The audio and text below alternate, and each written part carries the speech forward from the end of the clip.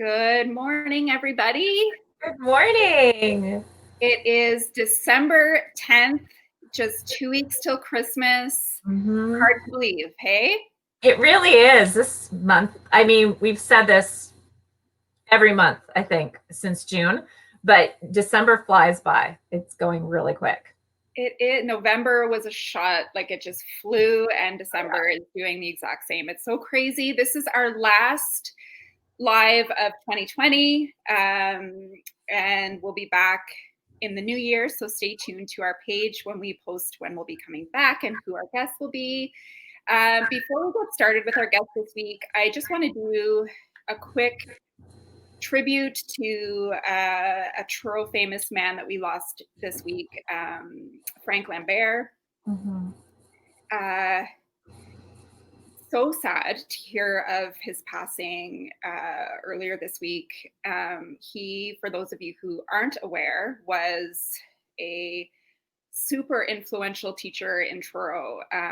There's so many people who have been influenced by him and who loved having him as a teacher, and his wisdom and his humor and his laugh. I can still hear his laugh all these years later. He just was an amazing, amazing man and an amazing teacher. I know he went on to teach at Oxford and he worked for the school board afterward, but I'm just seeing such an outpouring of tributes to Mr. Lambert online, and it's just really touching. And I personally, I'm going to try not to cry. I had him for drama in high school at CEC, and he just, for the weirdos, the weirdos who take drama class and who show up just looking to be someone else for an hour or to be in a high school musical or whatever the case is, he just embraced all of us. And I'm very, very, very grateful to him and wish I had had the chance or had the opportunity to tell him that before he left us. So we love you, Mr. I think his name was mentioned more than once by people we've had. I know I saw Leah Johnson's tribute to him where, he cast her as King Herod? King Herod, yep. In Jesus Christ Superstar, and what, he had such I didn't have him personally as a teacher, but I do know the influence he had. When you say Frank Lambert, everybody has a story pretty much, right? So I'm sorry you lost such a wonderful mentor, Sam, in your life, and to everybody who is touched by him, we feel for you for sure. So shout out to Mr. Lambert. If anyone's watching and wants to include something in the comments here about him, I would love to read them. I know some other folks would too. So we are look, he had the best sense of humor, so he's gonna love that right now. I'm putting these on my head after I did the tribute to him. This is right up his alley. This one's for you, Frank. So we are excited to have our guest here today. She's a close friend of both of ours, and she, you know what, I'm just gonna bring her on. Let's bring out Heather Laura Clarke. Hi guys. Hello. How are you? Oh my God, did we plan this? You look amazing. The very limited edition Truro Festivus, and there are only 3. 3 in the world. Festive. I love it. Heather, we're so happy to have you here on our local. So happy to be here. So my first question for you, we'll get into all the really important stuff, but my first question to you is, how in the world did you attach Christmas balls to it? It's surprisingly easy with my thick hair. You just put them in and you bend them and they stay in. They'll stay all day, and I'll probably eat them all day. Really? If they're not pinned somehow? No, it's just the metal is like bent around a little twist in my hair. Oh my heavens. I have a lot of hair. You do have a lot of hair. I was going to check it this morning, and then I was like, no, I'm just throwing on my earmuffs because it's way easier that way for me. This is my holiday party decor. It's a festive fascinator. I love it. That definitely also fits around Roxy's belly really well. So we'll get double duty out of it. It's good. Exactly. It's Perfect. Heather, so right today, we're talking obviously about your self-employed holiday Christmas extravaganza for one that you've thrown. Give us a little bit of a history on this for anybody watching. Yeah, well, I mean, I've been self-employed since 2011, and it took me a couple of years in, but by 2013, I was starting to feel sad that I never got to have a holiday party. I was just home alone, working all the time in this room in my basement, and so I decided I was going to throw myself a party for one person. So I had fun in my basement, I dressed up, I had like appetizers for myself, I took a bunch of pictures, and I shared it on my blog, and I didn't really expect a reaction to it, but people loved it, and I kept doing it year after year. And then people would say, I look forward to your party every year. I can't wait to see what you do this year. And every year it got bigger and bigger. And now we're doing it live. So it's the biggest yet. You know what? If one positive thing comes out of this pandemic this year, I want it to be us doing this live every year. That's going to be. Yes. It's so much better to have friends than just do it by myself in my basement. Sometimes I would have like Barbies around me, and I would use an iPad so I could pretend to like talk to somebody and do like selfies together. So yeah, it's always have to be creative when you're all alone in a basement working. Yes. And thank you, Eva is watching, and she says, you brought such a great smile to my face this morning. Anything we can do to bring smiles to faces this year, I think is a bonus. So thanks for watching, Eva. So you said it's grown each year, but there's consistencies each year. And I love that you shared a post the other day on Instagram, Heather, of you receiving Employee of the Month. Yeah. Yes, I get Employee of the Year every year at my party. Employee of the Year. Employee of the Year. Yeah. Except one year I purposely threw myself a bad Christmas party, and I was Googling online for ideas of like terrible office parties. And so I had one where like I didn't get a gift and my food was like gift swap. It was awful. And then in that year, my chair won Employee of the Year because my chair works really hard because I'm in it like 60 hours a week. So this year, I'm definitely winning Employee of the Year again, which is important. And I also gave myself the biggest corporate Christmas present that I've ever given myself, which was a standing desk, which I'm using right now, standing up. So that means you important. laid off your chair for Christmas? I did. I gave it the day off. I'll probably sit in it later. But it's important to look for yourself. Like you have to give yourself a present. And so some years the present is better than others. Some year I just jokingly write myself a check for $1 million, and I don't cash it. But this year was actually a really nice present to myself, because when you're self-employed, you deserve something nice, and you have to give it to yourself. Oh, that is, it's funny to think about, but it's actually also on a serious note, as serious as we can all be. It also really is a great idea, Heather, that you take that time every year to pause, to appreciate the things, because when you are self-employed, it is, you just kind of go through the motions and you just keep chugging. So to be able to take the time to appreciate that and to treat yourself, I think is so important. Yeah, it can be very lonely when you work all alone. And I think 2020, people are actually understanding that for the first time, because this is nothing new to me and it's not new to you guys. But for people who, normally work in an office, this is their first year stuck at home alone. It's the first year no one's having Christmas parties because of COVID.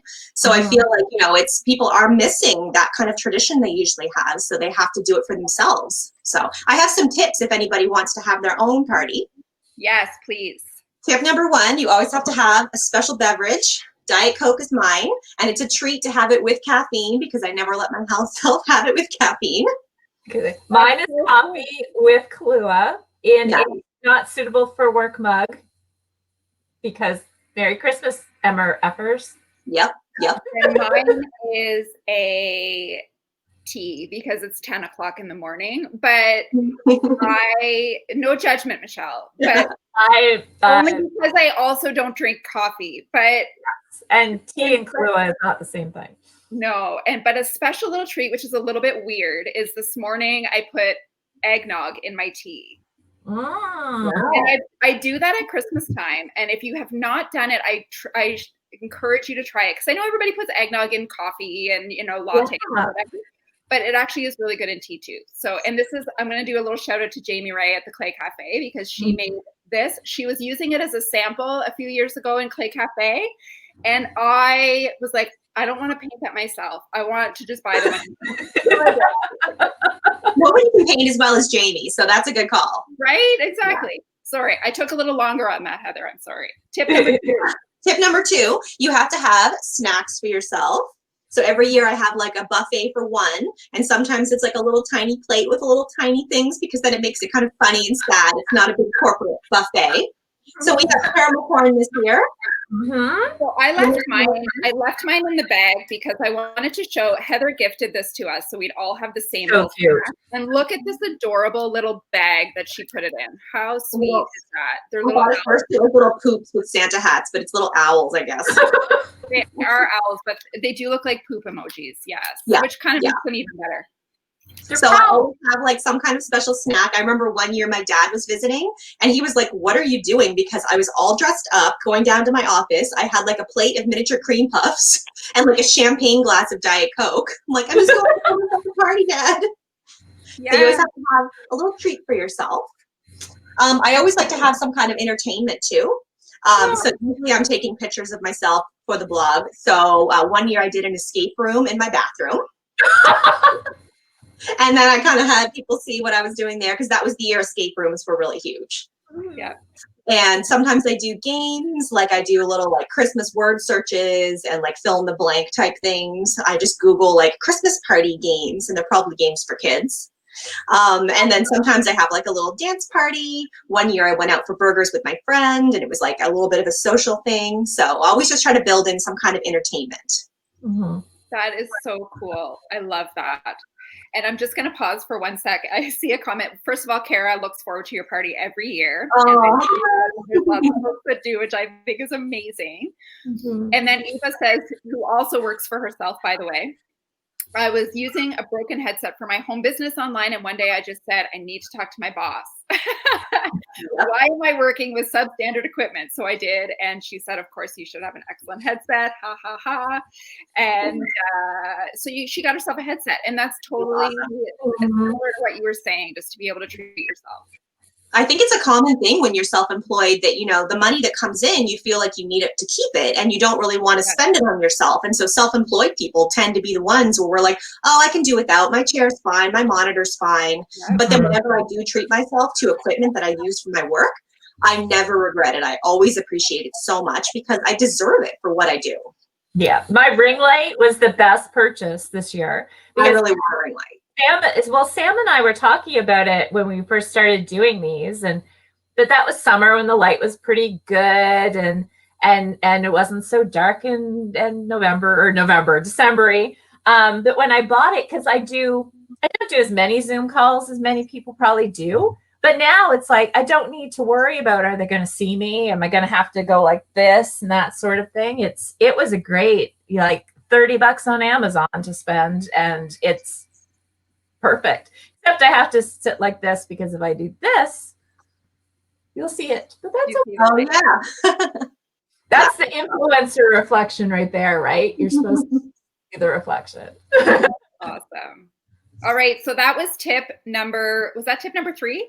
Yeah, I think, and then tip number 4, I think, was the gifts. I think those are all my tips. That's kind of how my parties go every year, basically, like little snack, little drink, little entertainment, a gift, employee of the year, basically just taking some time, like whether it's just a few hours in the day to just like relax, because this can be a super busy time of year. Year's wrapping up. You're trying to get all your clients sorted before Christmas. Yes. And I just spilled my coffee a little, so I am now that person at the party. Go home, Michelle. You're drunk. Yeah. All good. So Heather, you know, the three of us, despite how we look right now, are not the biggest Christmas fans, and I know you have been very open about this. I read your blog all the time, and I know in past years you've shared about this and kind of what that looks like for you. How has COVID amplified this time of year and the anxiety that's associated with this time of year? Oh my goodness. I mean, COVID has been so hard. It's funny because I think back in early March, I felt like it was the worst time ever because our family got head lice. And I don't even like to talk about it anymore, honestly, because it was such an this year. That feels like it was forever ago. It was like 20 years ago, but it was also in March. So we got head lice. Our son brought it home, spread it to me, our daughter. My husband did not get it. Lucky bastard. But it was like I was crying all the time. It was truly the worst experience. And then like 2 weeks later, it was COVID, maybe even less than a week. And I thought, oh my God, how quickly things have gone even further downhill. Yeah. I mean, the spring was so hard. I mean, my husband and I, we both went through temporary layoffs, you know, which was really hard. The kids weren't in school. March break lasted 5 months and 25 days. Like, it was absolute hell trying to homeschool, trying to work when I was back to work, trying not to lose my clients, trying to make money. I mean, it was like, it was really, really difficult. I think especially for people that had kids, it was just a crushing 6 months for sure. Yeah. But then, you know, they went back to school and life honestly got so much better. And, you know, then cases started to kind of climb up again. And then I think my anxiety went up a bit too. I went a little crazy. I was like, I'm finishing my Christmas shopping in 2 days. And I did back in November. And my anxiety is responsible for the fact that I have everything wrapped and sorted and organized. I'm more organized than I've ever been. And I think that's just because of COVID. It gave me something positive to focus on, you know, like wrapping individual stocking stuffers, being like, this is because your life was horrible for 6 months and you missed your friends and you cried every day. So here's an extra stocking stuffer.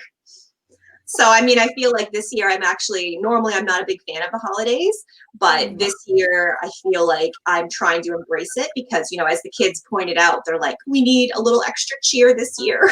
Yeah. You know, it's been hard for kids. They're so resilient. They're so happy to be back at school, but they know it could be taken away at any point. So I think the holidays are going to be a good break for all of us. And hopefully we don't have another March break situation. Hopefully when they give us our kids back next week or the week after, they will take them back after 2 weeks. In January, exactly. And I just want to point out, I was not laughing at your anxiety at all. I hear you and I feel it. I was just laughing at the bonus. Kids are like getting extra presents because their parents are like, their parents are guilty. Yeah, exactly. I know. It's like sad and awesome at the same time. Yeah, exactly. Yeah. Will Charlotte Rose be doing a unwrapping video on YouTube? I know she she will. Every time she gets any kind of present, it has to be a full YouTube production because that's how the kids are these days. So I'm sure Christmas morning, once she has all her presents open, she'll do something. She'll have her Christmas haul. Yes, exactly. I can't even say what she's getting because she's probably going to watch this later. She has an Instagram account. She'll probably find a way to view this. We will not say anything. Well, that's right. We do post it on our Instagram stories too, so we don't want to give anything away. Yeah. That's hilarious. I'm terrible at keeping secrets. She has a YouTube. Yes, she has YouTube. She has YouTube. She has Instagram. She's very social that way, and so she's just so natural. She's just like, "Hey guys, it's Charlotte Rose here. What's up? Welcome back to my channel." Because she picks it up from all the other YouTube kids, and it's just this whole thing. That's how they talk. Mm-hmm. How old is she? She's 8.5, and Dexter's 10.5. Yeah, that's awesome. I love that. And I know there's lots of people. I mean, we talked about your Christmas party. I know there's lots of people who read your blog and go to your blog to get that sort of real story about parenthood, like being a mom and suffering from mental illness on occasion, having bouts of depression and all of that stuff. I think there's people who go to you specifically for that, which is amazing. Yeah, that's definitely what I was finding, you know, in the spring. You know, my mental health was in such a dark place, having the kids home and having the layoff and everything. And I would just go on Instagram stories and talk about how anxious I was and how scared. I mean, those were in the dark days when we truly didn't know if COVID was going to kill us all within a month, you know, and I'd be crying on Instagram stories, and it did cause alarm for some people who were watching it, and they really didn't think I was okay. And I was like, no, I actually think I am okay. This is just a horrible time. And I think I'm handling it, you know, pretty well for what I'm going through. And I would get so many messages from people saying, thank you for your honesty, because, you know, I'm struggling right now too. It's a really difficult time to be a parent. So thank you for putting that out there. And then I'm trying to continue to do that now because this is still a bit of an anxious time with the holidays and wondering what's going to happen with school in the new year. So I've just always felt like I can just put it all out there, and people do appreciate the honesty, because it is sometimes hard to get that from parents, because parents try to paint things, you know, a little bit more cheerfully sometimes than they really are. Yeah. I love when too, like parents are, especially right now, this time of year, is so honest about like the elf on the shelf too. Like, where it's just like, and I won't say too much either if Charlotte is watching, but where it's just like, oh my God, like they're drinking beer or something on the counter, like whatever it is, and they're just like, why was this new thing introduced into our lives? Yeah, it's difficult because a lot of parents resisted the elf for years and they were like, no, we just don't have an elf. But their kids would beg and beg and be like, oh, I have an elf. Am I not good? Does Santa not love me? So in the end, all these parents, we all got guilted into it. And I mean, our elf is pretty lazy. She doesn't do too much. We come down and we find her and she's just perched somewhere and the kids are happy with that. She doesn't do anything elaborate like marshmallow fights like some of the other elves do. So there are some very keener elves out there that really, you know. Our elf does not have the patience for that. She's too tired at night. She just sits somewhere and then that's good. Right. I mean, that's the thing. It's like, oh God, it just adds to, from my perspective as a non-parent, it just adds to the extra thing you have to like, what, I'm going to set my alarm for that tonight. Oh. Like, yeah, it's just crazy. But I will say my friend Joanne Hicks, I don't know if you follow her on Instagram. She's in Halifax and she does, oh, someone likes my Grinch mug. Yay! It's our Lordy. She does Dinovember and she takes, which is really fun. I love, again, I don't have kids, so I don't do it myself, but it's really fun because her son, it started with her son and he loves playing with dinosaurs. So it started with her setting up these awesome dinosaur, like they're cooking spaghetti in the kitchen or washing the dishes, whatever it is, there's these elaborate scenes that they do in the middle of the night and then he comes up and in the morning, which is really fun. That's really cute. Yeah, I mean, it's a super busy. Someone to do that for me. Like, can we as adults hire somebody to just come into our houses while we sleep? I'm like, you can hire people to do anything these days. That's true. As long as they wear a mask. Idea for 2020. As long as they wear a mask and it's fully covering their nose. Exactly. And it's not like a bank robber mask. Yeah. Lorene is loving your ornament hair adornments as well. Thank you. It's like, I can't believe, and sorry, I don't want to bring it up again, but Ava made some comments about, of course, lice running through her family. And when the combination of you talking about how thick your hair is and then moments later saying you had lice makes me so sad. Like I can't even imagine the stress of it. I always said like, oh, if I ever got lice, I would have to shave my head. There's no way I could do it. And in the end, I mean, I did it, but it was horrible. And then coupled with already having such anxiety, then for days, I'm just like, I feel them in my head. And I didn't. It was because my scalp was raw from scratching at it and combing it day after day. And like, I mean, I got through it in the end, but it has made me so extra paranoid about lice. Like now I'm just, even like if my son goes to hug me and his hair touches my hair, I'm like, I can't. You were patient zero. I can't trust you anymore. I can't go through that again, honestly. Not in 2020, especially. Like it was a really, really awful experience. And yeah, people still ask me about it sometimes because I was so open about that as well. And you know, I can give advice. I helped a friend whose child got it because I was an expert at that point, but it was truly miserable. I can see why some people just shave their heads. Oh man, I'm knocking on a lot of wood right now because it's been a very long time for me and I can't imagine. Yeah. So shameless plug, you were a guest on my podcast. You were guest number 2 on my podcast. Let me overthink about it. Just throw that in there. Awesome. And you talked about, I hope you're cool with us chatting about this really quickly. You talked about you working on a novel and working to get it published. Can you kind of give us a little bit of background / update on that? Yeah, I mean, I've always wanted to be a novelist, so I've always kind of worked on projects over the years. Nothing's ever come of anything. I started this current novel in February of 2018, finished it in July of 2020, so it was actually one of the good things to come out of 2020 is I finished it finally. So since the summer, I've been editing, and I've also been trying to get an agent. They call that querying. So you query a literary agent to see if they'll represent you and represent your work. And so far I've had no luck. It has been a very emotional process because you're putting yourself out there, and it's something that you've worked on so hard, and then people are either just saying no or they're not responding at all. And you won't ever know, is it your topic? Is it your writing style? Is it the length? Is it the genre? Like, you just don't know. So it's an experience where it's just constant rejection. And so I just actually finished an 8-week university course on fiction writing and learned a lot, about the process and some more advice. But it sounds like people can spend years just trying to get an agent, trying to get published. So I'm going to keep working at it, but it's definitely way harder to get a book published than it is to just write the book. Like, I could write books all the live long day if I had more time. And what was it you were doing on Twitter last week, Heather? It was, I saw you talking about it, but I didn't clue into what it was. You were retweeting boxes and that kind of thing.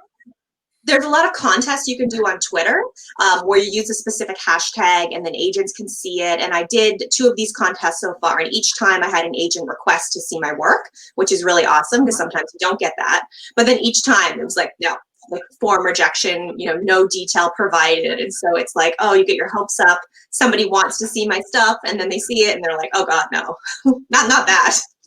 So it's been quite a process. I mean, I'm keep working on it. I know my professor said last night, that's the reason that so many published authors are like 45 to 65, because their kids are gone. And when you're working, you're trying to make a living, you're trying to raise children, it's hard to have the time to write novels. And it's also hard to have the time to edit them and query them and try to get published. But I don't want to wait until my kids are grown up. I feel like I like that they're seeing me chase a dream that I've had my whole life. They see how hard I'm working at it. I tell them when I'm pitching an agent, and they're excited for me, and then they're disappointed when it doesn't work out. But I feel like I just don't want to be one of those people that waits until they're grown up and out of the house. This is so important to me. And I think that's good for kids to see, that your life doesn't stop. Your dreams don't stop just because you have children. True enough. Yeah, that is so great. And again, it goes back to that openness that you have in general, obviously with the public and your blog, but also with your kids. I think that's so important. And Eva is pushing for self-publishing, just so you know. Yeah, I mean, my dream though is to walk into a Chapters and have my book there. That's the goal, and like do a signing of Chapters. That would be the ultimate dream. And like that can happen with self-publishing, but it's not as likely. And the book that I've written is very commercial. So I feel like it's the kind of book that would do well traditionally. It's just a matter of finding an agent who will take it on. Yeah, and that's just it. And that's what you have to balance for sure. So obviously, you know this about us, but now that more people are finding out, we wish you the best of luck with that, Heather, because you're such a good writer. It needs to be told.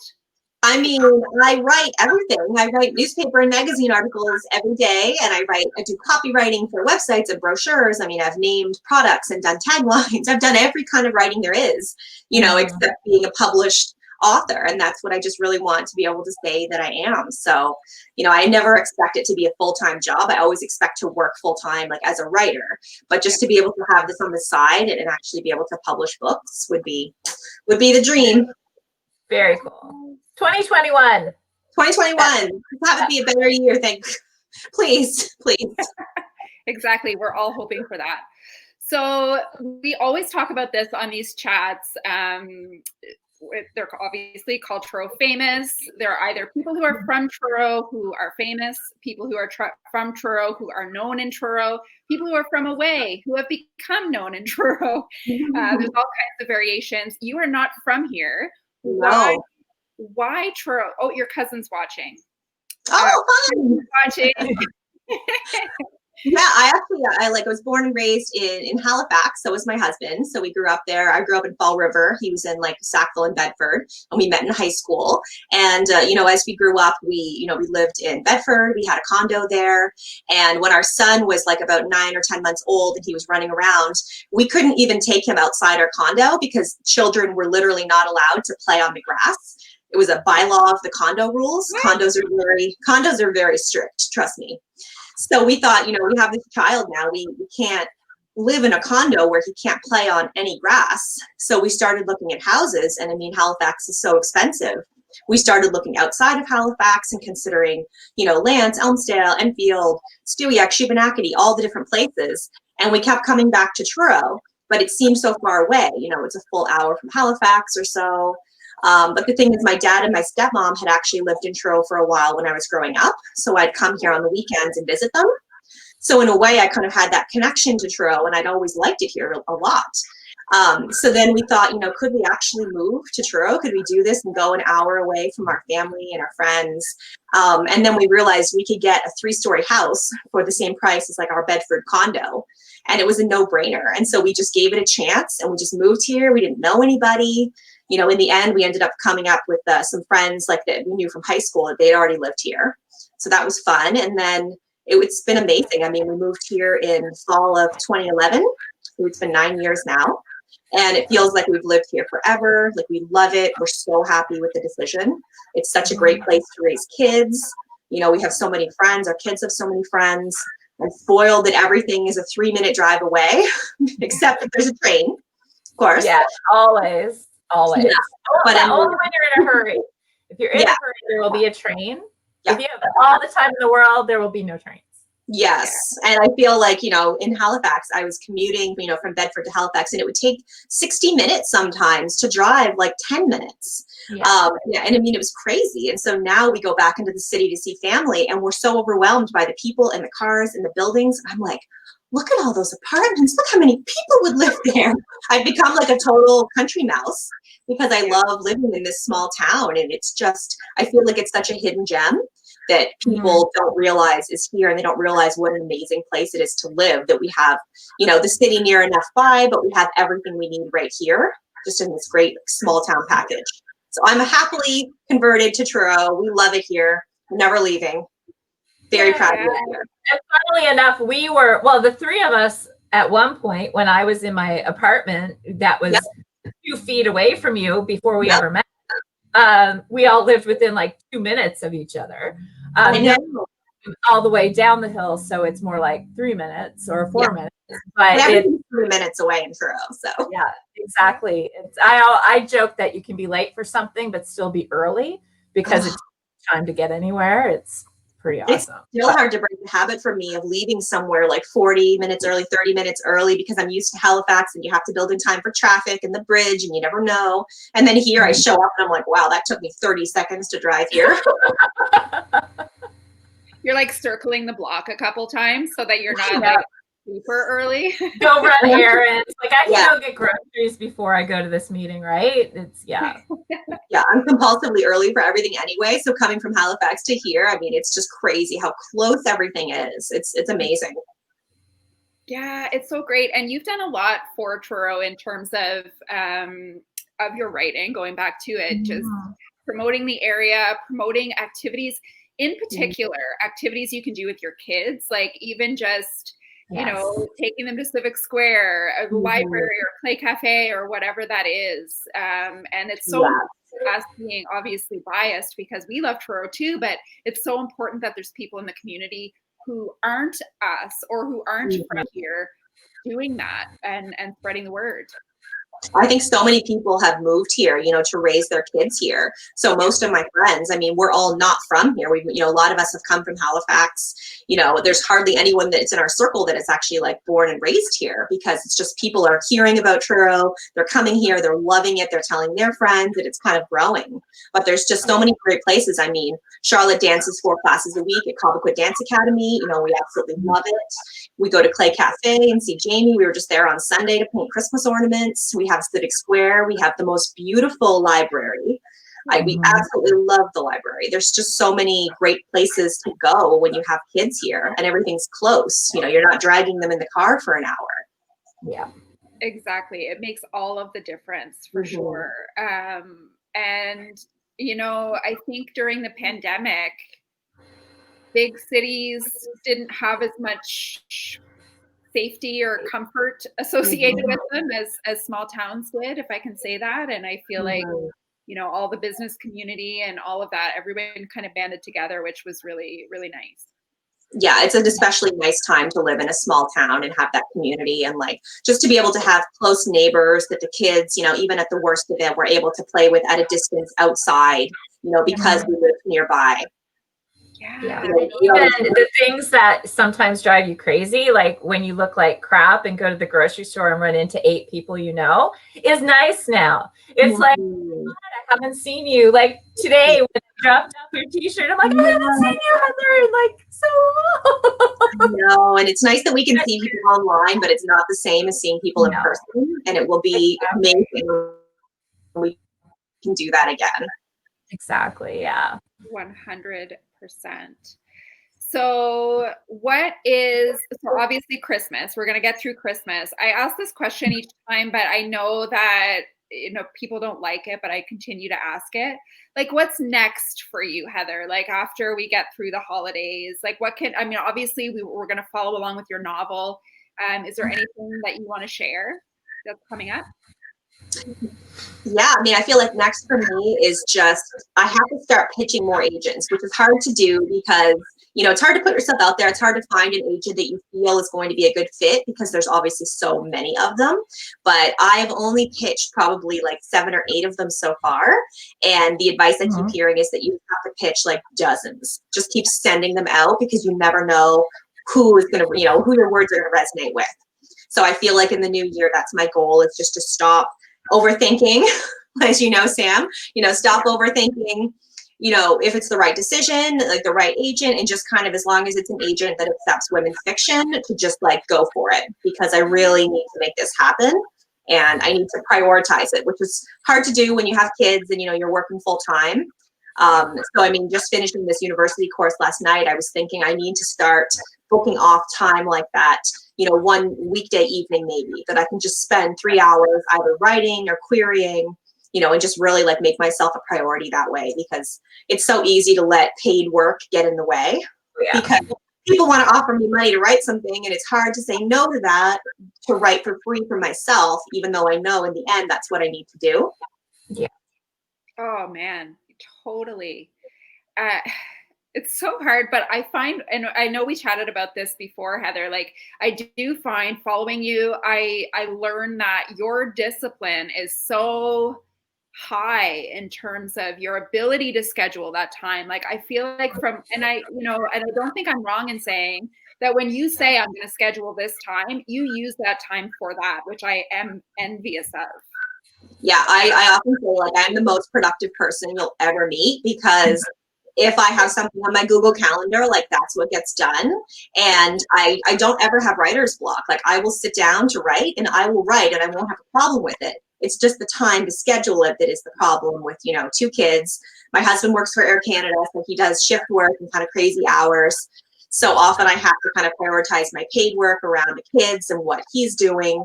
So actually kind of making that time to work on my novel and on my querying.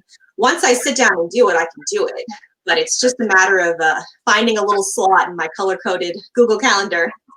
I remember there was something, and I don't remember what it was, and you said to me that I should tell Alexa to remind me. Oh, yeah. And I was like, but then I have to, Alexa just asked me what I want to set a reminder for. No, bitch.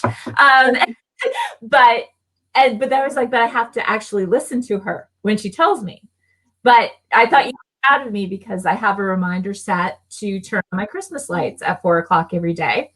But I turned them off since like Saturday, so I don't need to do that. See, I can just tell my who, I can't say her name, but she's right there. I can just tell her to turn on the Christmas lights, and she does, because I have smart plugs all over the house. I'm obsessed with them. Smart plugs. Yeah, mine's out in the living room, like, yes. What? I think we have 7 of them throughout the house because we use them for everything. They're so handy. Wow. I'm all about the reminders. All about the reminders. That's how I get everything done. Yeah. I'm in awe of that, honestly. Yes. I do a lot of ignoring my reminders, which is really productive. No sarcasm. Well, I find when I first started working from home, people would say to me, this was back when nobody worked from home, they would be like, how do you work? How do you get motivated? Why don't you just watch TV? Why don't you just like spend all your time cleaning the house and doing laundry and other things? And I was like, if I don't work, I don't get money. So it motivates you when you're a freelancer and you have something that you need to do to earn money. Like, you're not just going to watch TV unless you're independently wealthy and you don't need money. So I feel like, hustling for years as just a freelancer really made me super disciplined to get my work done as quickly as possible, as well as possible, be able to kind of fit everything in. And then now I have the best of both worlds. I actually work part-time on contract with the Saltwire Network. So I do 30 hours a week of writing and editing with them. They were already my biggest clients, and now it's just kind of official. For the past year or so, I'm able to spend that dedicated time, have dedicated guaranteed income, and then also have the rest of the week free to kind of do other projects and have that flexibility. So I'm part self-employed now and part employee, and it's been great after many years of doing it all kind of on my own. I like being able to kind of log into a job that I love, that I'm good at, do my work, and then still have that freedom. Yeah. Oh man, yeah, 100%. So Heather, we always ask a very traditional question at the end of all of these interviews that we do. I'm going to turn it to Michelle. She's the pro. I think you kind of already answered it in a lot of ways, and I think you're going to have a hard time picking one place. Oh no. Your most loved place to show off Truro. When somebody comes to visit, where do you take them? Oh, I would say definitely Civic Square and the library. That's how I always answer the question when you guys do the surveys every year. I'm so proud of our library, because I remember the old library when we moved here, and it was just a library. It was fine. I feel like the kids used to get shushed every time I would take them in to get books, because it was a very serious library. And now our library is so beautiful. We used to spend even more time there back when you actually could kind of hang out there. Yeah. Now it's more so we go in a couple times a week, we exchange our books and we go. But the library has a quiet room. I think it's like an archive room that you can go in and you can write, and there's absolutely no sound permitted. And that was my favorite place to go and work on my novel. And it's closed because of COVID. Because they don't want people just hanging out in there. But I can't wait until COVID's better and my quiet room is open again, and I can just go and turn off my phone and do nothing but write for a few hours when no one can talk to me and notifications can't go off. That is my dream. I didn't work in this room. This is amazing. Yeah. It's a miracle room. It's on the second floor of the library as soon as you come up the stairs. Yeah. Okay, very good. And I know it's so funny for people. Sorry, Michelle, I cut you off. It's okay. I was just going to say that when you were talking about the old library, I worked at the old library in high school. That was my part-time high school job. And that was, 28 years ago when I graduated. And they were talking about the need for a new library in 1992. Wow. So when that finally, came to be, it was, kind of I feel so wonderful for the people there are a number of people who still work there, who worked there when I did. Mm-hmm. They got to see this through to fruition, to see this a community spot, not a shush library anymore, right? It's really a place that, it's wonderful. I feel like we moved to Truro at the perfect time. We moved here, then the rec center opened. The rec center is gorgeous. The new hospital, the new library. It's changed so much. Everyone keeps saying it's such a different place than it was. So we moved here at exactly the right time. Yeah, you did. You brought it all with you. Exactly. I brought the good vibes and made Truro what I wanted it to be, and now we're. Yeah. Oh, that's so awesome. I love it. Well, we really appreciate you chatting with us today, Heather, and sporting our festive t-shirt and sharing your self-employed, I call it something different every time. Self-employed holiday, awesome work from home party. Party for one. And now it's a party for three / from home.